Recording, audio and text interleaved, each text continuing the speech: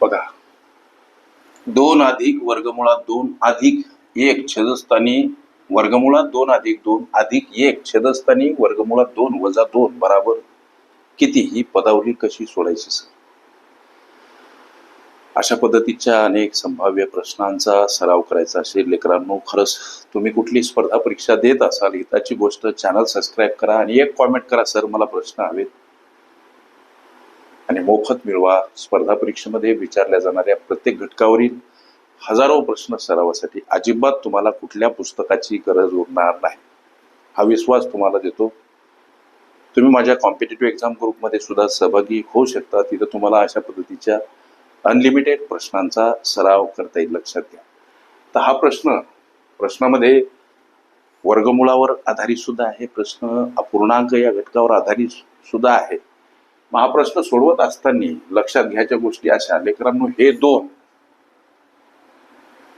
दोन पद अशीच राहू द्या. गोष्टी लक्षात घ्या. हे जे आहे याचा कुटाणा पहिले करा. हे 2 अपूर्णांक आहेत लेकरांनो. अपूर्णांकाची इथं बेरीज दर्शवली त्रैराशिक पद्धतीनं तिरप्या गुणाकारानं. छेद समान करून आम्ही अपूर्णांकाची बेरीज करतो, हे तुम्ही आम्ही सगळेजण जाणतो. म्हणजे या छेदाने या अंशाला गुणायचं, या छेदाने या अंशाला गुणायचं. अंशामध्ये एक एकच आहे, त्याच्यामुळे त्या पदामध्ये कुठलाही बदल होणार नाही. लक्ष द्या. हे इथंच पेंडिंग पडू द्या, गोंधळ होऊ नये डोक्यात. म्हणून पहिली गोष्ट, हे 2 अपूर्णांकाने याची बेरीज करणं कर्मप्राप्त, हे इथंच राहू द्या. 20वा पाहू द्या थोडं. मग आता ह्यानं याला गुणायचं म्हणजे वर्गमुळात 2 वजा 2 यामध्ये कुठला बदल होणार नाही. याच्यासोबत हे 1 गुणिला म्हणजे या पदामध्ये कुठलाही बदल होणार नाही. आता इथं अधिक चिन्ह, या पदाने याला गुणायचं 1ला, याच्यामध्ये सुद्धा कुठलाच बदल होणार नाही. वर्गमुळात 2 अधिक 2 मात्र छेदस्थानी असते छेदाछेदाचा गुणाकार. या छेदाने या छेदाला परस्परांना गुणायचं असते. म्हणजे त्याला कंसामध्ये जर घेतलं, वर्गमुळात 2 अधिक 2 गुणिला स्वरूपात वर्गमुळात 2 वजा 2. लेकरांनो, गोष्टी लक्षात घ्या. आता इथे एक गोष्ट लक्षात घ्या, हे वजा 2 आहेत, हे अधिक 2 आहेत. एक संख्या अधिक एक संख्या वजा, जर संख्या सारख्या असतात तेव्हा त्या दोन्ही संख्यांचा लोप होतो, हे तुम्ही आम्ही सगळेजण जाणतो. आता पुढे चला. म्हणजे इथं अंशस्थानी वर्गमुळात 2 अधिक वर्गमुळात 2 असे 2 वर्गमुळात 2 राहिले. याची जर बेरीज केली तर किती वर्गमुळात 2? 2 वर्गमुळात 2. मग ही बेरीज कशी होते तर 2 वर्गमुळात 2. अंशस्थानी किती वर्गमुळात 2 राहिले हो? इथं 1 आणि इथं 1. एकाने 2 वर्गमुळात 2 राहिले सर. ही साधी गोष्ट तुम्हाला आम्हा सगळ्यांना कळते. पुढे चला. हा गुणाकार कसा करायचा? वर्गमुळात पहिल्या कंसामध्ये वर्गमुळात 2 अधिक 2 गुणिला, लक्ष द्या, दुसऱ्या कंसामध्ये वर्गमुळात 2 वजा 2. लक्ष द्या. ए अधिक बी, ए वजा बी, एक सूत्र आहे. लक्ष द्या लेकरांनो. ए अधिक म्हणजे ए वर्ग वजा बी वर्ग, या सूत्राचा विस्तार कसा होतो तर ए अधिक बी ए वजा बी. लक्ष द्या, असा होतो. या सूत्राची जर पुष्टी विचारात घेतली, लक्षात घेतली, तर हे असंच काहीच आहे. याच्यामधला ए जर आम्ही वर्गमुळात 2 घेतला, वर्गमुळात 2 ए आहे. बी काय आहे तर बी आहे 2. म्हणजे इथं पहिला कंस काय होणार? वर्गमुळात 2 अधिक 2. इथला ए काय आहे? वर्गमुळात 2 वजा बी काय आहे? 2. मग हे असंच काहीच इथं गुणिला स्वरूपात मांडलेलं आहे. मग याचा अर्थ काय होतो तर याचा अर्थ होतो वर्गमुळात 2चा वर्ग वजा बी काय आहे? 2चा वर्ग. म्हणजे हे जे सोल्युशन आहे, या सूत्राचा हा जो विस्तार व्हायला लागला, या विस्ताराचं बीज म्हणजे हे सूत्र आहे. मग इथं जे डिस्क्रिप्टिव्हली आम्हाला इथं दर्शवलं गुणिला स्वरूपात हे पद, यातला वर्गमुळात 2 जर ए आहे, वर्गमुळात 2 जर ए आहे आणि 2 जर बी आहे, तर हा जो विस्तार आहे तो याचा, हे म्हणजे काय आहे? ए आहे. हे म्हणजे बी आहे, ए वर्ग वजा बी वर्ग, याचा विस्तार हा कसा होणार, तर हा असा होणार. याला आम्ही मांडायचं कसं, तर वर्गमुळात 2 आणि याचा वर्ग वजा बी काय आहे, 2 आहे. गोष्टी लक्षात घ्या. आता पुढे चला, 2 वर्गमुळात 2 छेदस्थानी, ह्याचा कुटाणा लक्षात घ्या. वर्गमुळात 2 आणि याचा वर्ग आहे. लेकरांनो, हे जे वर्गपद आहे याचं व्हॅल्यू म्हणजे मूल्य 1/2 असते.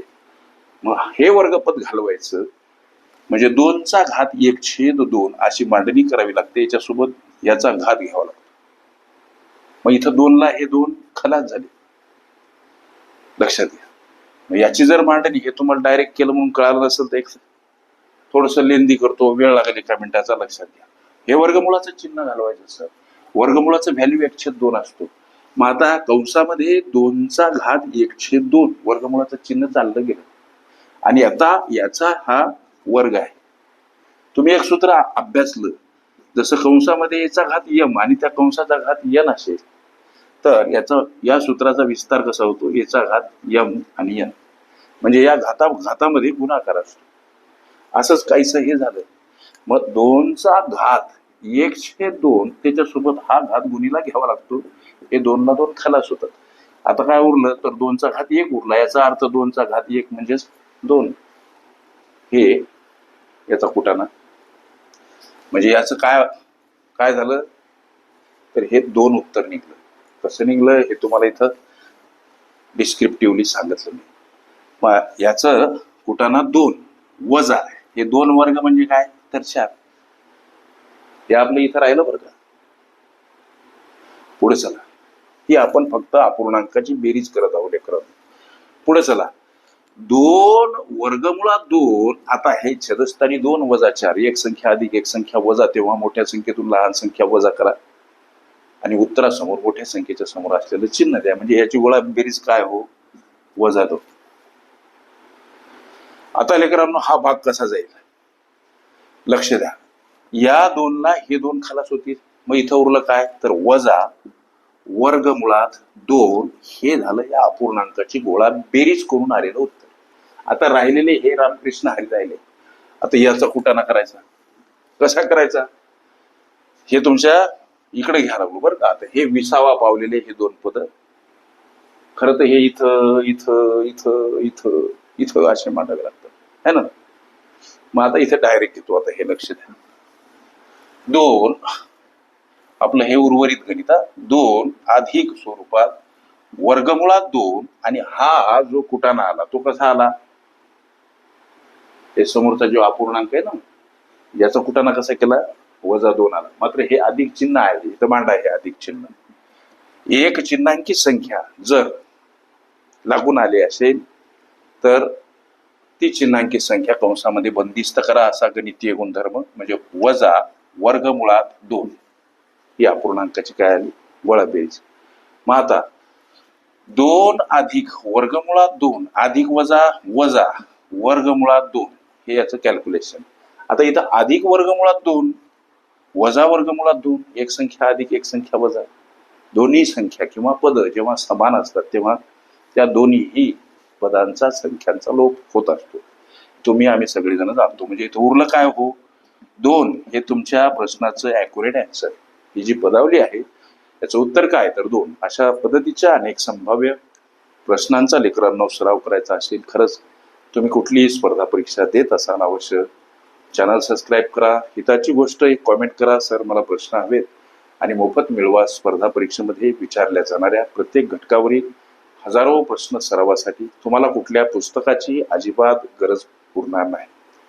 तुम्ही माझ्या कॉम्पिटेटिव्ह एक्झाम ग्रुपमध्ये सुद्धा सहभागी होऊ शकता. तिथं तुम्हाला दररोज असंख्य अनलिमिटेड प्रश्न नित्य अभ्यासता येतील. गणितासंबंधी तुमच्या मनामध्ये असलेल्या विविध शंका कुशंका बिनधास्त विचारता येतील.